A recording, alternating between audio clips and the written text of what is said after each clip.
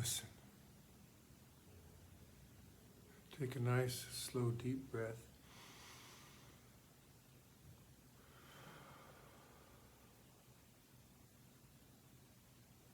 We're going to try to be very quiet this morning so that we might hear the wind. Greetings, my name's Cameron Miller, and you have arrived back again perhaps, or maybe for the first time, to Trinity Place here in Geneva, New York. This is a reflection or a sermon on the Gospel of John, chapter 3, verses 1 through 17, and also Genesis as well, the story of Abram. The wind. The wind. The wind is a whisper. The wind is a breath upon your face. The wind is the softest touch of the quietest murmur of the slightest warmth of a tiny breath. The wind is not a storm. The wind is not an explosion. The wind is not a piercing. The wind is not an ecstatic eruption. The wind is not a consuming fire. The wind is a nearly imperceptible breath on the curve of our ear and carries a whisper so soft we can miss it. We do miss it. We often miss it. We have in our lap today the most delicious groceries in the Bible. And in an overabundance, I might add. And I don't know what to eat first. Abram and Nicodemus. The promise and the wind. The hope and the fear. The yes and the maybe. The first thing to say is that we know nothing about either of these characters. The text just starts from scratch with both of them. The text tells us nothing of their personal lives and gives us no clue as to their inner minds or their secret thoughts or their motivations. A good novel would never do that. Our religious tradition projects all kinds of things on these two characters, Abram and Nicodemus. But if we're honest and take them at face value, we know next to nothing about either one. What we have is one guy who says yes and another guy who says no, or maybe he says maybe. We don't know why, and it's not very profitable for us to guess. What we are able to do is observe in the text what they do. Now, God asks Abram to take an adventure. If he agrees, he will let go of everything he knows.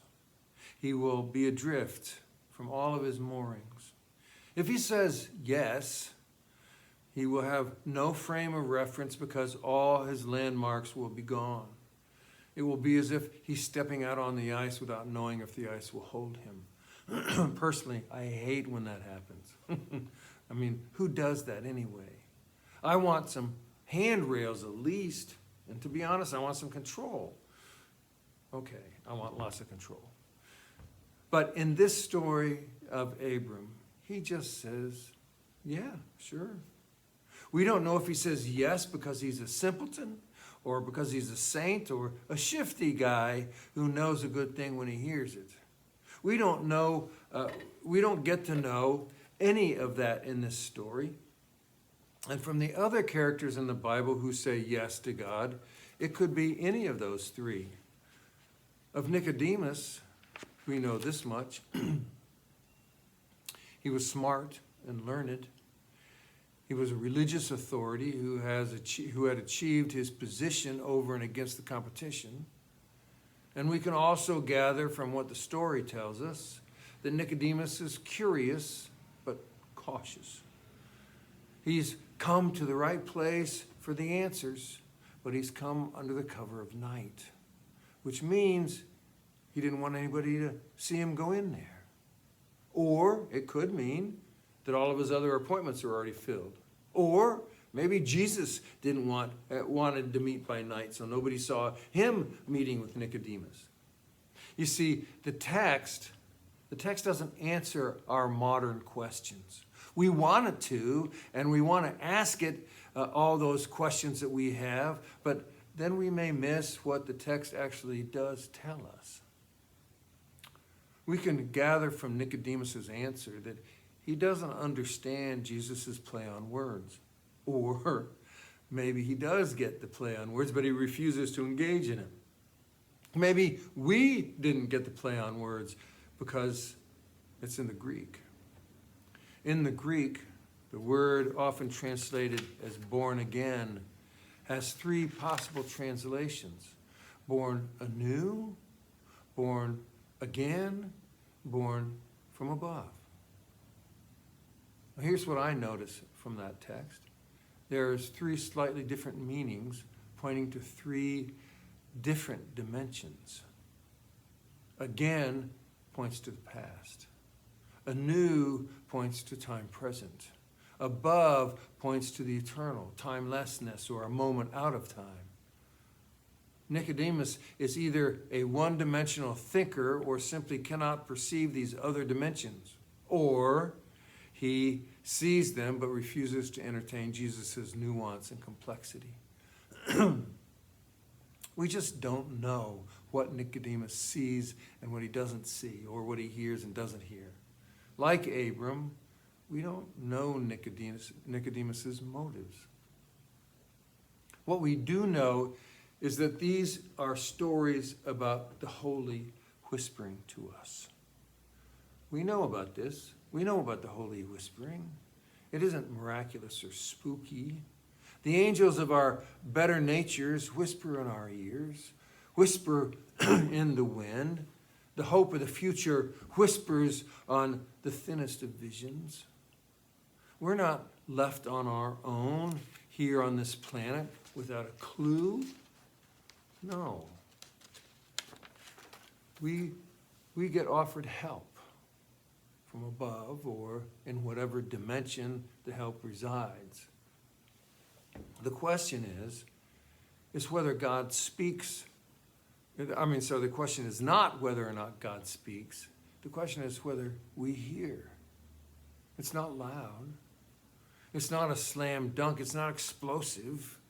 The question raised by both these stories is whether or not we will hear those whispers through the flotsam and jetsam of our lives.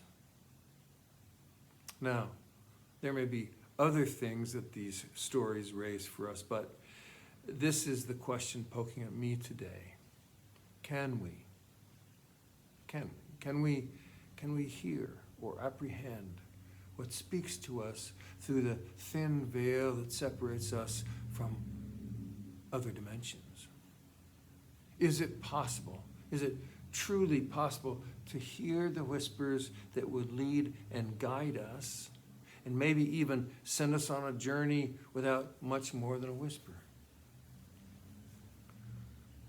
Well, I want to back up from the personal nature of these stories for a moment and notice something really fascinating that also influences how we answer that question.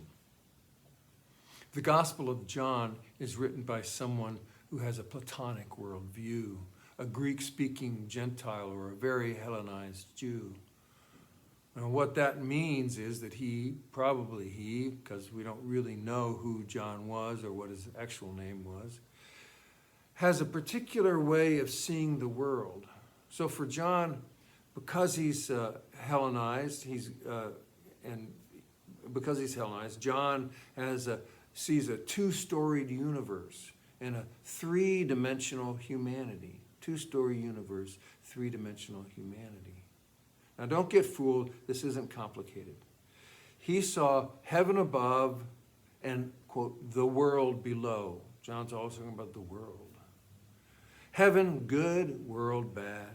Heaven could be present in the world, but the world could not be present in heaven. The world was where sin and evil reigned, and where the agents of heaven, who could be heavenly or human, sought to renew the world.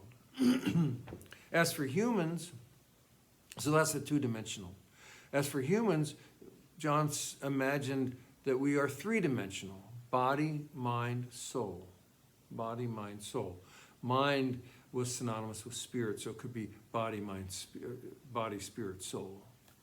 It was classical Greek dualism in which the universe and the person are composed of these separate dimensions, at separate parts and separate dimensions at one and the same time. So why am I telling you all this? Because when we go to Abram, in that story, it's a different world. Whoever first told the story of Abram and Sarah, stories in the book of Genesis, probably sometime around 950 BCE, saw the world and humans as one-dimensional creations of God. While there were spirits abroad in the world, they were of God too somehow. It was an earthy, this worldly action and ethically rooted worldview. There wasn't mind and body or body and spirit. There was just us humans made in the image of God. Not only that, but the world was good. God pronounced it good 3 times at the very beginning.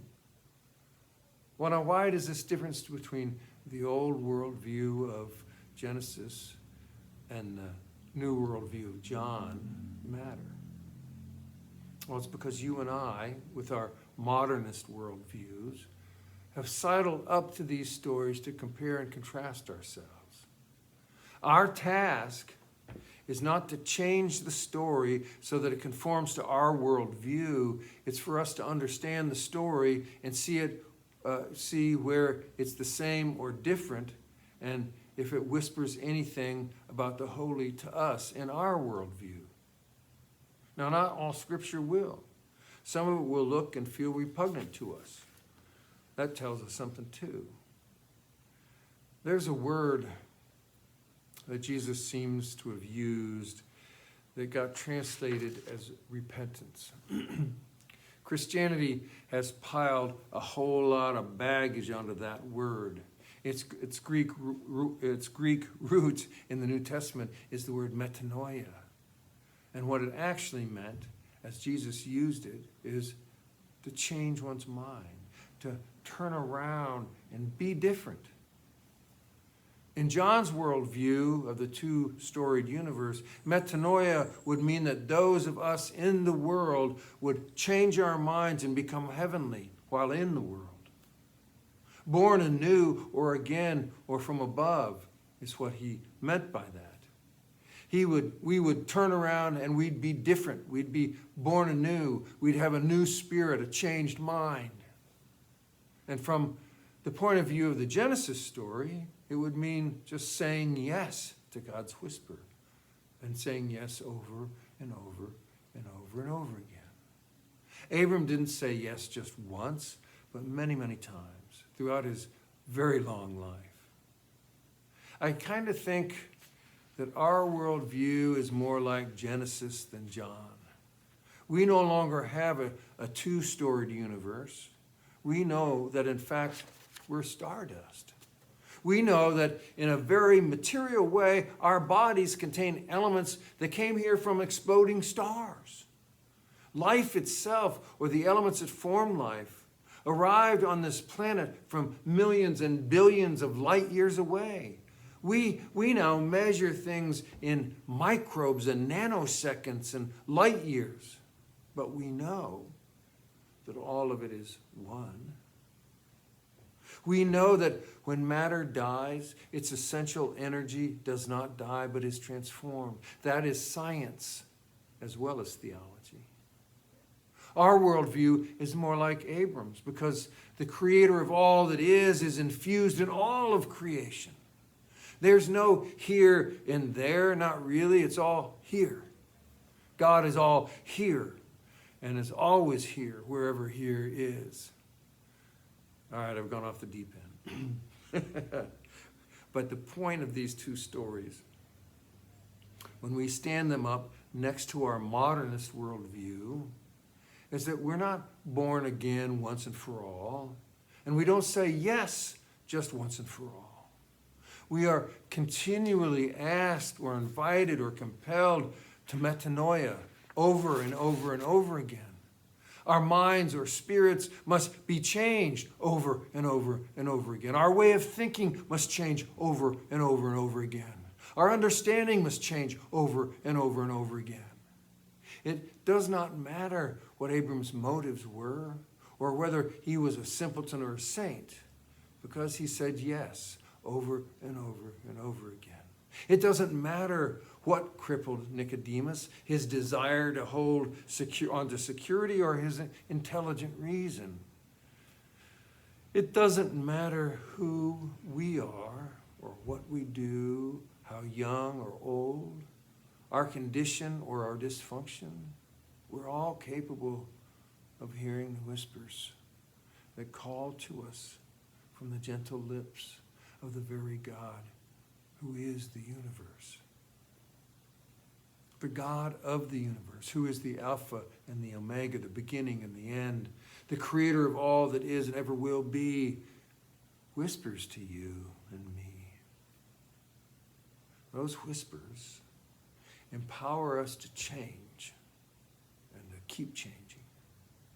Those whispers enable us to say yes over and over and over again, even when we might really want to say no or go away. Those whispers allow us to change our minds and to turn around and be born anew. If we assume that such whispers are impossible or a fantasy or superstition, then we may never hear them. Our mind will be closed, our rebirth aborted, our capacity to change diminished. The whispers are real, and they really are in the wind and part of our ordinary life as we live it, not from above, but from here and now and within and around. A thin sound, carried upon the lightest breath, winds its way around the curves of our ears and into our hearts. And no matter who or what or how talented or how wounded we are, we're capable of hearing it. Pretty good stories, aren't they? Peace be with you.